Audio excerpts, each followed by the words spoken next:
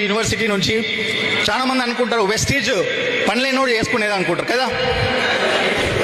చదువులో ఉస్మానియా యూనివర్సిటీ నుంచి జెనెటిక్స్ మామూలు చదువు కాదు, మళ్ళా జన్యు శాస్త్రం, అవునా కదా.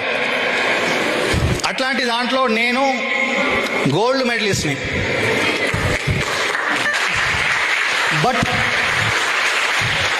బట్ దాంతో ముందటికి వెళ్ళలేకపోయినా కారణం ఏంటంటే ఇంట్లో కొన్ని పరిస్థితులు వచ్చినాయి.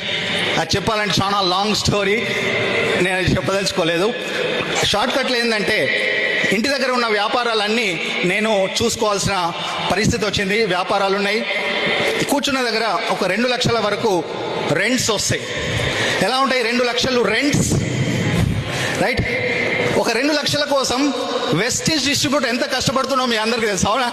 అలాంటి 2 లక్షల ఇన్కమ్ ఎలాంటి కష్టపడకుండా ఒకటో తారీఖు